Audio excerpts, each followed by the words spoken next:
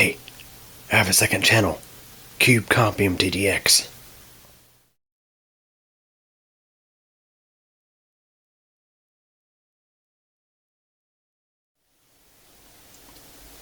Hey everybody. So this week I'm going to be talking about electric car charging. So nowadays there's this big push to go electric with your vehicles. Of course, over the past several years it seems that electric cars have been increasingly becoming more and more common on roads these days. I see them a lot more nowadays than I did just a few years ago. Especially with Tesla. Seeing a lot more Teslas on the road now. But there's a lot of, uncertainty about whether the electric grid is going to be able to handle charging electric cars en masse. So right now, electric cars account for a rather small percentage of vehicles on the road right now. Of course, gasoline and diesel powered vehicles are still the more common option. But electric cars are starting to get a little more common.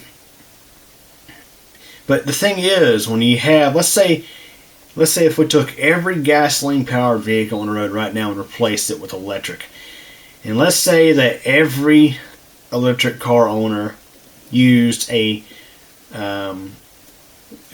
a charging station at home, typically a 240 volt charging station that charges the vehicle up at a pretty fast rate. So there's quite a few things, and there's quite a few things there that I believe could be overlooked, at least at the moment. It seems right now when sites out there such as Verify say, "Oh, the electric grid is perfectly capable of handling electric vehicle charging."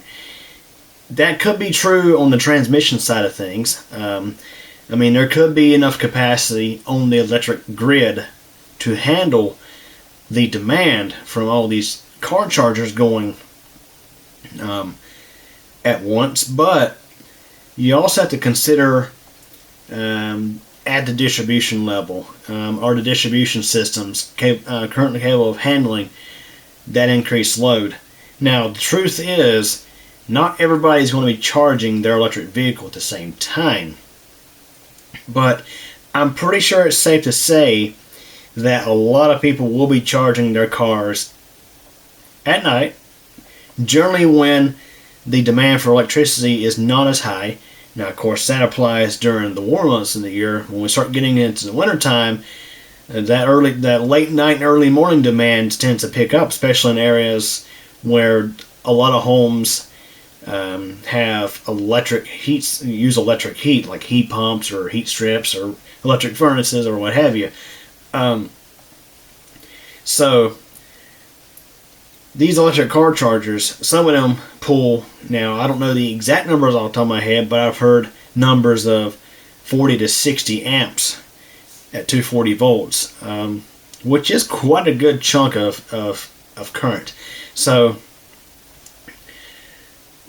probably one common thing in a house, in an all-electric house that uses that much current at once, will be the auxiliary heat strips on a heat pump. It's pretty common for heat pumps, at least on I'd say a moderately sized home. Let's say a system that's probably 2.5, 3 tons roughly, to have 10 kilowatts of electric heat backup, which pulls a little over 40 amps at 240 volts. So keep those numbers in mind. And it's common these days for typical residential dwellings to have what's called a 200 amp service. Now, a lot of times you can simply look at your main panel and look at the main breaker. Sometimes it's labeled, other times it's not. I think it's safe to say that the most common main panel, at least the common capacity of your main panel, at least the service coming to your home, is, let's say, 200 amps. Older homes tend to have, let's say, 100 to 150 amps. But the typical residential dwelling of today, 200 amps, maybe 400 amps if you have a really big house. But now that's another thing to keep in mind is Of course, while that service is called 200 amp service, the transformer feeding that service couldn't actually not be capable of handling 200 amps for a long sustained period of time. And see, the idea that a lot of utility companies have, and this is generally the truth, is yes, that residential dwelling may have a 200 amp panel, but it's pretty much a given they're not going to be pulling anywhere near 200 amps, or at least not consistently pulling such high amounts of current for a long period of time. Now, in all electric houses in the wintertime, they tend to pull a bit more. Let's say I'm taking a shower late at night. I got a load of clothes in a dryer. My water heater is a 4,500 watt heater. It's served by a 30 amp breaker, which is actually a little oversized for the water heater, although the wiring to the water heater is sized for 30 amps.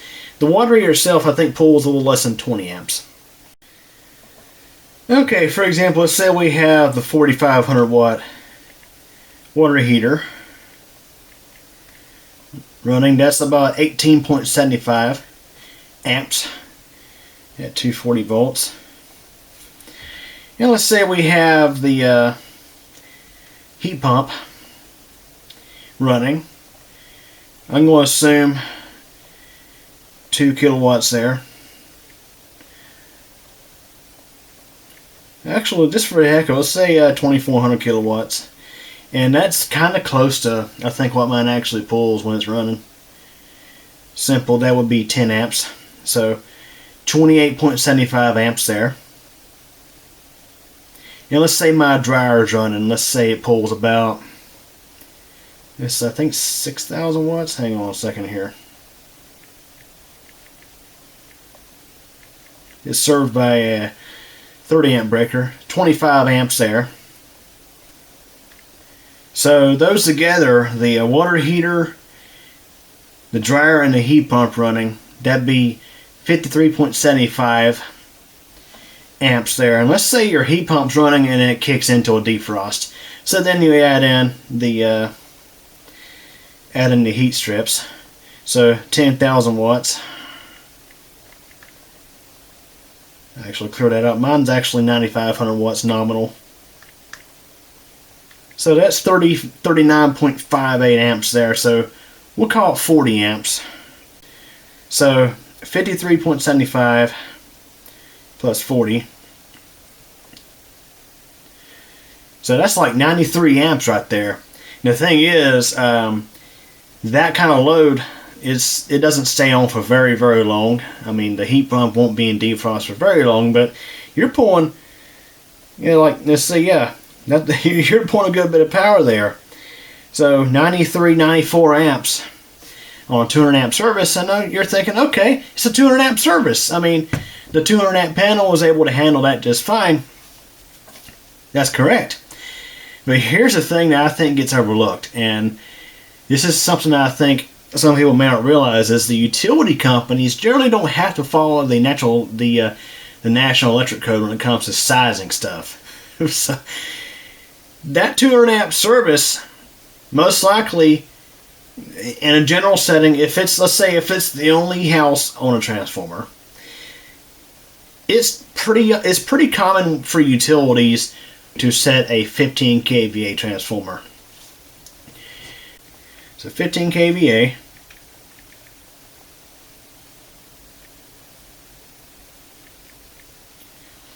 has a maximum continuous current supply of 62.5 amps. So just think, those items alone are overloading that 15 kVA transformer.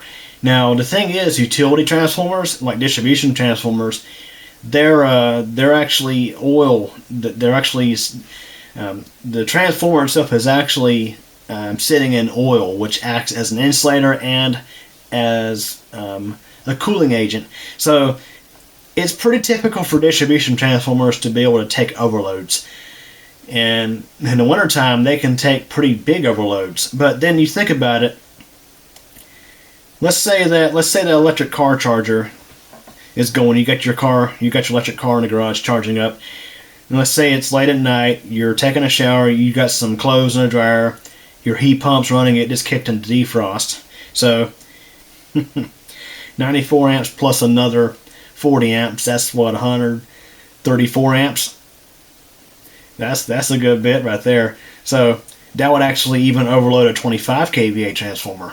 So think about it. So again, as I mentioned, for a single residential dwelling served off one transformer, it's pretty common for the utility companies to set a 15 kVA transformer.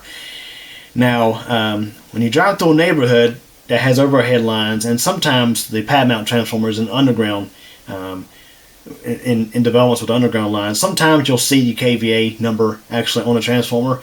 You just happen to look up and you'll see they're pretty common numbers. It'd be 15, 25, 37.5, 50, 75, sometimes maybe even 100. It depends, or even 167 if you're in an apartment complex for single phase transformers. So it's pretty common for utility companies, again, to feed sometimes one or sometimes maybe even two homes on a 15 kVA transformer. And a 25 kVA transformer, typically 2 to 4, sometimes 5 homes, or 37.5, usually 3 to 6, or 50 kVA, 4 to 8. So, and I'm talking 200 amp service.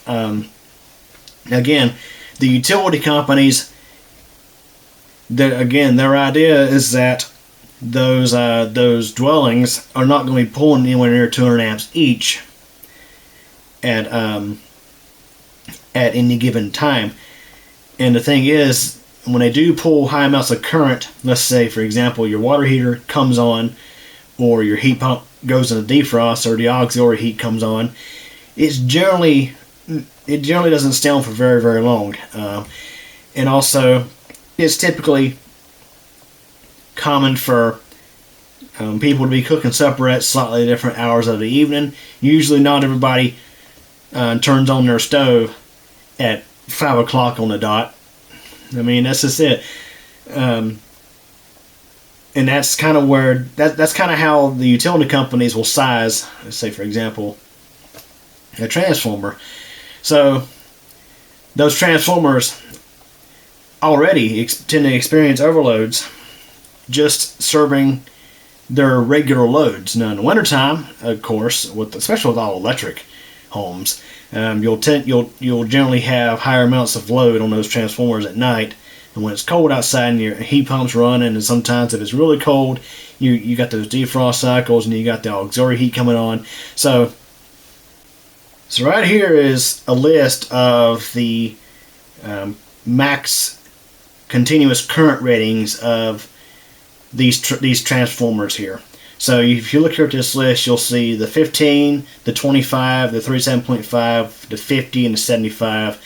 I put those 5 in there because that's typically the most common you'll see out there. Probably the absolute most common transformer you'll see in a distribution setting, at least let's say in a residential neighborhood, would be the 25 kVA. They're everywhere. So for example, this home is actually fed off a 25 kVA, which is shared with another existing dwelling. I mean, before this home was moved, it was fed off just a 15 kVA. So now that we've talked about that, let's say you have 4 houses on a 25 kVA transformer.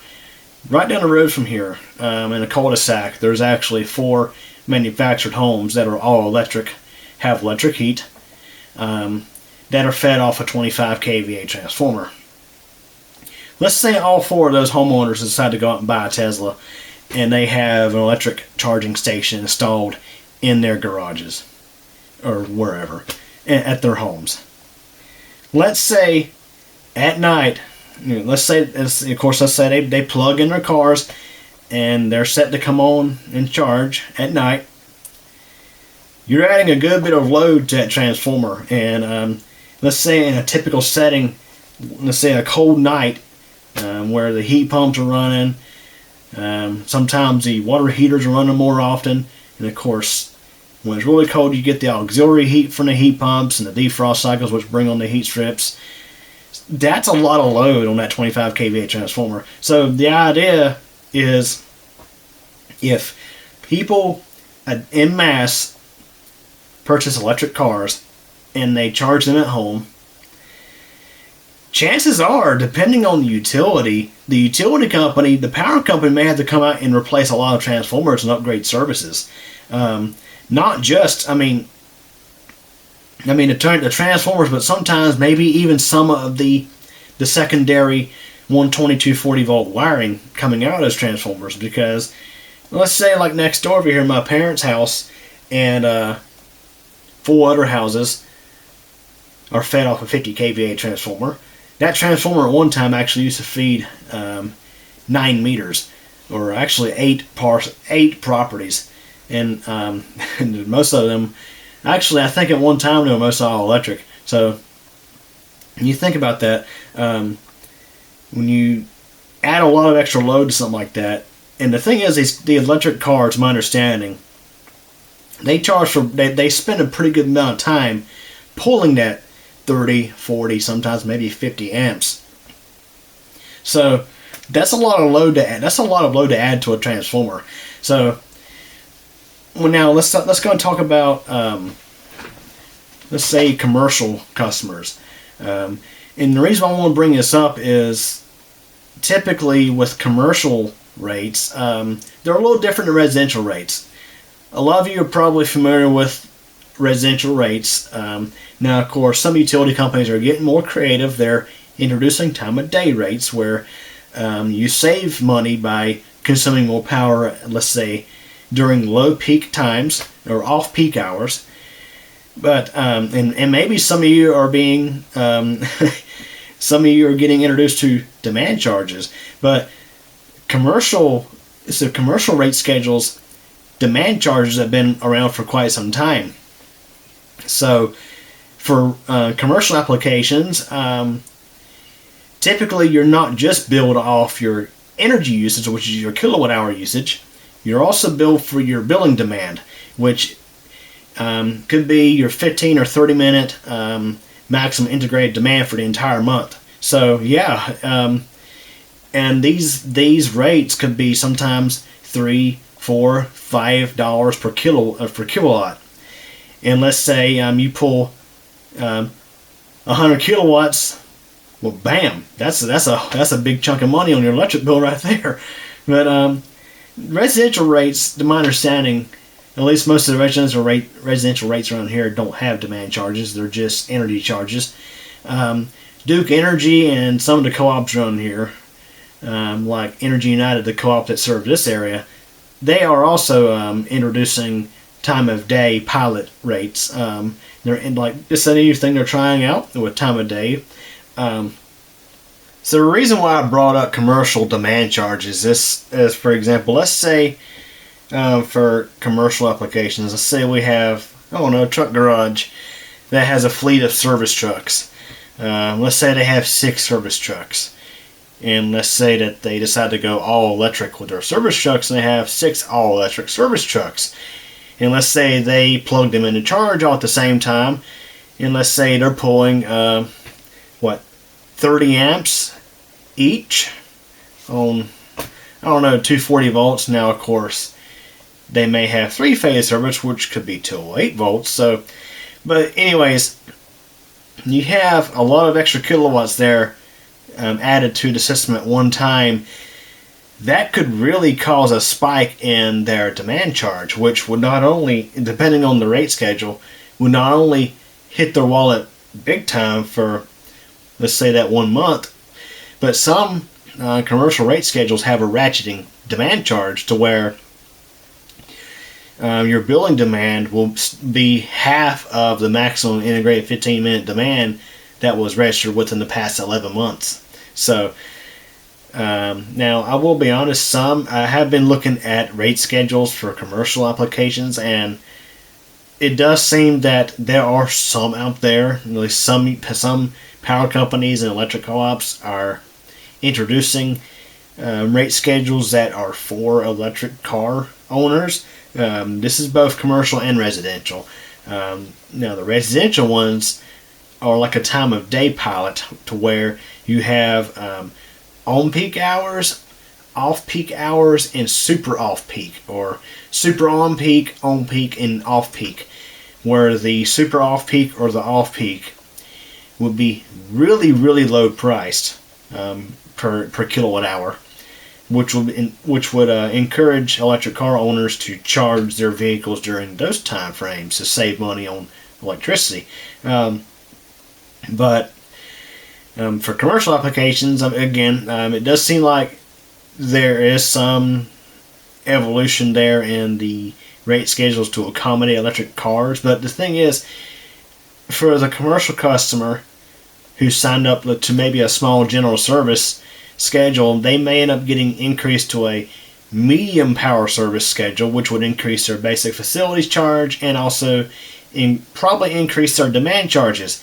And of course, the extra load will increase the demand charges, which will make their power bill way more expensive. So it really depends in that area. So for a commercial application, you have a fleet of service trucks or service vehicles that you're charging up. Like the commercial customer, they would have to try their best to charge those vehicles one at a time to keep their demand charge low, because otherwise it would really it would really increase the cost of electricity for a given month, or sometimes for that entire year. So there you have it. So again, I guess sort of moral of the story here is, you hear about the electric grid being 100% ready to handle these electric cars. Now, right now, when you have, let's say a few homeowners in a neighborhood adopt use of electric cars, no big deal. But let's say if everybody on the street goes out and buys a Tesla and they charge it on a 240 volt charging station, not just 120. I mean, 120, you're not pulling a whole lot of.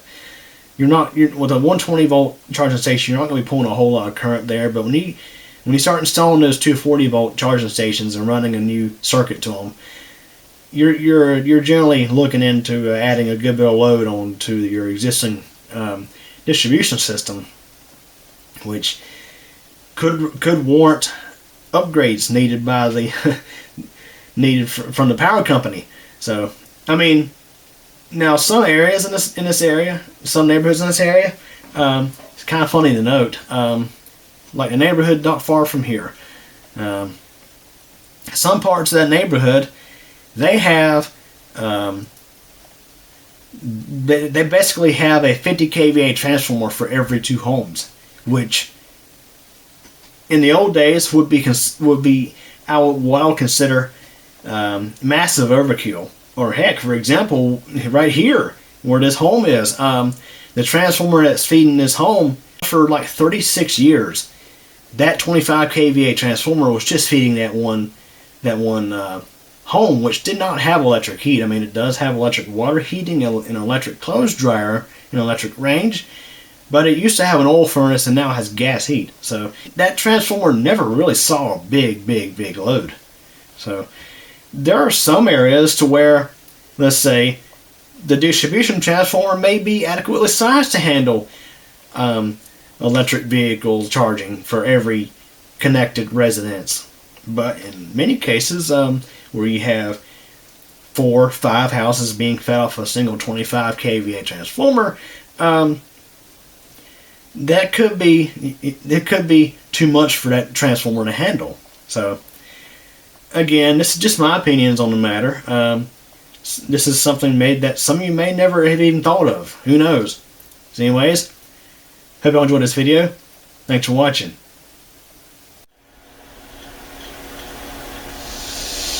Well, everybody, that wraps it up for this video, and I hope you enjoyed it. If you did, please like the video. Also, don't forget to subscribe to the computer channel, and be sure to tick that bell so you'll get notified when new videos are posted. Also, don't forget, I have a whole lot of other interesting videos here on the channel to check out. And also, in addition, I have a second channel, CubeComp MTDX, where I have all sorts of other videos not exactly related to technology. Links to the channels are available at the end of this video.